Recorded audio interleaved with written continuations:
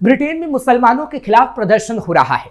Britain की संसद में हिंदुओं के समर्थन में नारे लगाए जा रहे हैं और तो और मुसलमानों की सदस्यता खत्म करने की मांग की गई है, जिसके बाद बवाल मचा हुआ है।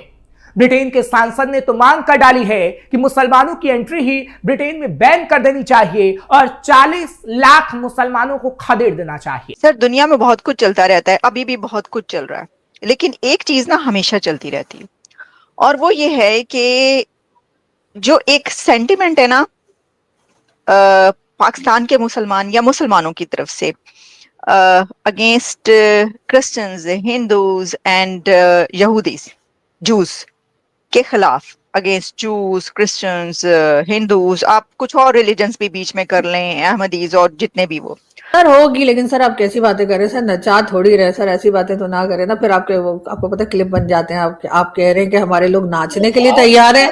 सर आप कैसी बात कर रहे हैं सर, ऐसे थोड़ी कहते हैं अपने लोगों को कि नाचने लगेंगे। सर वैसे तो नाचने लगेंगे, लेकिन सर कैमरा के सामने थोड़ी कहा जाता है, ये बातें अलग से करने की होती है कि वो नाच रहे, बिके हुए हैं या कुछ कर रहे हैं। सर किस तरह के वर्ड्स आप यूज कर रहे हैं सर, क्या हो गया आपको? नहीं मैं तो ब्रिटेन के सांसद बॉब ब्लैकमैन ने बांग्लादेश में हिंदुओं की हो रही हत्या और हिंसा को लेकर ब्रिटिश संसद में आवाज उठाई। ब्लैकमैन ने कहा कि बांग्लादेश की सड़कों पर हिंदुओं की हत्या की जा रही है और उनके घरों और मंदिरों को निशाना बनाया जा रहा है। साथ ही साथ उन्होंने मुसलमानों को लेकर भी सवाल उठाए कि कैसे मुसलमान हिंदुओं की हत्या कर रहे हैं और ब्रिटेन को लेकर भी कहा कि ब्रिटेन में भी मुसलमानों के खिलाफ इसलिए प्रदर्शन हो रहा है क्योंकि ब्रिटेन वासियों के हक पर मुसलमान डाका डाल रहे हैं। ये ना चलता चला आ रहा है। अच्छा, अब होना तो ये चाहिए कि जैसे जैसे हम आगे बढ़ते हैं तो ये वाले जो है ना सेंटिमेंट्स कम हो, तरक्की कर रही है दुनिया, जदीद दौर में दाखिल हो रहे हैं, तो चले ये भी थोड़ा सा जरा कम हो, लेकिन वो बढ़ते ही चले जा रहे हैं। दोस्तों, यूरोप की राजनीति में इस वक्त एक बड़ा बदलाव साफ नजर आ रहा है और इसकी गूंज ब्रिटेन तक सुनाई दे रही है। हाल ही में ब्रिटेन की संसद से जुड़ा एक भाषण सोशल मीडिया पर तेजी से वायरल हुआ है, जिसने इमिग्रेशन, सोशल वेलफेयर और सांस्कृतिक एकीकरण जैसे मुद्दों पर नई बहस छेड़ दी है। सवाल यह उठाया जा रहा है कि क्या मौजूदा नीतियां जमीनी हकीकत से मेल खा रही हैं और क्या आम नागरिकों की चिंताओं को सही तरीके से सुना जा रहा है? आज के इस वीडियो में हम भावनाओं से नहीं बल्कि तथ्यों और नीति आधारित नजरिए से समझेंगे कि आखिर ब्रिटेन में यह बहस क्यों। ब्रिटेन में मुसलमानों के खिलाफ सड़कों पर भी प्रदर्शन। इतना ही नहीं, ब्रिटेन की राजधानी लंदन में एक बार फिर भारी बवाल देखने को मिला है। इमिग्रेशन और मुस्लिम समुदाय के विरोध में निकली एक रैली ने पूरे देश को हिलाकर रख दिया है। सड़कों पर प्रदर्शनकारियों का सैलाब उमड़ पड़ा है। इस दौरान हिंसा भड़क उठी और पुलिस के साथ झड़पें भी मुसलमानों की हुई। हालात इतने बिगड़ गए कि पुलिसकर्मी घायल हुए हैं। एक नहीं, दो नहीं, बल्कि हजारों पुलिसकर्मी। हालांकि कहा जा रहा है कि हजारों मुसलमानों को गिरफ्तार भी किया गया है। इस घटना ने अंतर्राष्ट्रीय स्तर पर चिंता बढ़ा दी है, क्योंकि यह विशाल रैली जहां मुसलमानों के खिलाफ प्रदर्शन की मांग कर रही थी और ये कह रही थी कि मुसलमानों की सदस्यता को खत्म करो, तो वहीं मुसलमान भी सड़कों पर आया और मुसलमानों की तरफ से कहा गया कि हमारे साथ ज्यादती हो रही है और इसे हम बर्दाश्त नहीं करेंगे। और मुसलमान और ब्रिटेन के नागरिक आपस में ब्रिटेन में भिड़ते तक नजर आए। हालांकि मुसलमानों का कहना है कि अभिव्यक्ति की आजादी का हनन हो रहा है। तालीम के साथ साथ तो कम होने चाहिए ना सर, इसकी आप क्या वजह समझते हैं? जी, बड़ा आपने का सवाल जो सच्ची बात है कि बहुत अच्छा सवाल है, एक इस लिहाज से कि वाकई हम मुसलमान जो हैं और ख़ास तौर पर पाकिस्तानी मुसलमानों का तो ये बहुत बड़ा ही मसला है कि हम जो हैं तमाम दूसरे मज़ाहब से नफ़रत करते हैं बाकायदा। अब देखें कि इसकी वजूहात मुख्तलिफ सतह की हैं।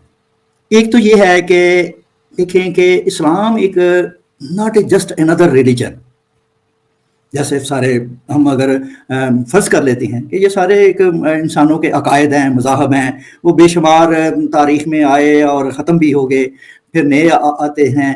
तो ये हम नहीं समझ सकते कि इस्लाम एक ऐसे ही एक मज़हब है जैसे कोई अदर मज़हब जो दुनिया में मौजूद है। उसकी वजह ये है कि इस्लाम जो है वो किसी मज़हब को तस्लीम ही नहीं करता, किसी दूसरे मज़हब को इस्लाम जो है वो तस्लीम ही नहीं करता। वो अपनी जो है ना एक सुपीरियरिटी, एक सेंस ऑफ सुपीरियरिटी उसके अंदर, इस्लाम के अंदर मौजूद है।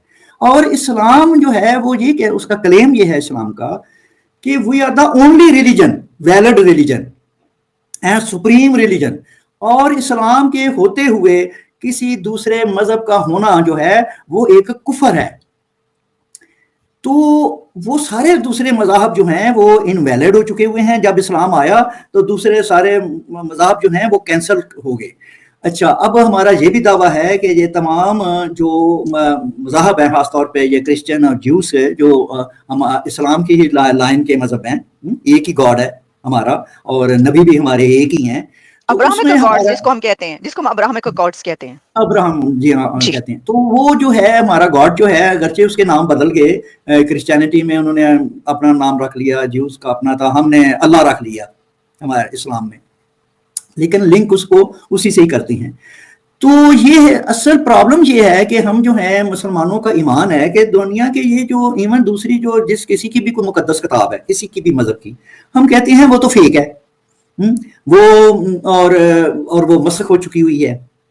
तो असल जो हमारी जो नफरत है वो इस्लाम की बुनियादी, उसका बुनियादी सतून है, मरकज है कि लाजम था कि मुसलमान जो हैं वो दूसरों से नफरत करना शुरू कर देते। इसकी कंस्ट्रक्शन, इस्लाम की कंस्ट्रक्शन इस तरह की है, जब आप दूसरे की नेगेशन कर देते हैं और दूसरे मजहब को आप काफर कह देते हैं, कुफर कह देते हैं, तो वो सारा मामला जो है वो तो फिर जाहिर है कि उसके बाद नफरत ही रह जाएगी। और मुसलमानों का खुल्लम खुल्ला क्लेम है, ईमानी हद तक क्लेम है, और इनका ये जज्बा भी है, इनका एक अहद भी है अपने आप के साथ है कि हमने दुनिया के तमाम मज़ाहब का खात्मा करना है और सारी दुनिया में, वर्ल्ड में एक ही मजहब होगा और सच्चा मजहब चूंकि एक ही है और वो सच्चा मजहब से हमारा है। तो ये सारा कुछ इन्होंने ये जब कर लिया, एक अकीदा बना लिया, तो मैं ये कहूँगा कि ये नामुमकिन है कि मुसलमान हों और वो दूसरे मज़हब से, दूसरे मजहब वालों से वो नफरत ना करे। दोस्तों, किसी भी लोकतांत्रिक देश में इमिग्रेशन, रोजगार, सामाजिक सुरक्षा और सांस्कृतिक संतुलन जैसे मुद्दों पर चर्चा होना स्वाभाविक है, लेकिन यह चर्चा जिम्मेदारी और तथ्यों के आधार पर होनी चाहिए। ब्रिटेन में हाल के महीनों में बढ़ती महंगाई, हाउसिंग प्रेशर और वेलफेयर सिस्टम पर बोझ जैसे विषयों को लेकर सरकार और विपक्ष के बीच मतभेद सामने आए हैं। कुछ राजनेता मानते हैं कि मौजूदा इमिग्रेशन पॉलिसी में सुधार की जरूरत है ताकि सिस्टम टिकाऊ बना रहे, जबकि कई विशेषज्ञ यह भी कहते हैं कि इमिग्रेंट कम्युनिटी अर्थव्यवस्था, हेल्थ केयर और सर्विस सेक्टर में अहम योगदान देती है। समस्या तब पैदा होती है जब जटिल नीतिगत मुद्दों को किसी एक समुदाय से जोड़कर देखा जाने लगता है, जिससे सामाजिक तनाव बढ़ सकता है। इतिहास गवाह है कि किसी भी देश की स्थिरता नफरत या बहिष्कार से नहीं, बल्कि संतुलित कानून, निष्पक्ष प्रशासन और आपसी समझ से आती है। ब्रिटेन जैसे बहुसांस्कृतिक समाज में यह जरूरी है कि कानून सभी के लिए समान हो और किसी भी तरह की नीति निर्माण प्रक्रिया डेटा, आर्थिक प्रभाव और सामाजिक समरसता को ध्यान में रखकर की जाए। दर्शकों के तौर पर हमारी भी जिम्मेदारी बनती है कि हम वायरल क्लिप्स या अधूरी बातों के आधार पर राय न बनाएं, बल्कि पूरे संदर्भ को समझें। यह वीडियो किसी पक्ष को दोषी ठहराने के लिए नहीं, बल्कि यह दिखाने के लिए है कि कैसे राजनीतिक बयान अक्सर जटिल मुद्दों को सरल बनाकर पेश कर देते हैं।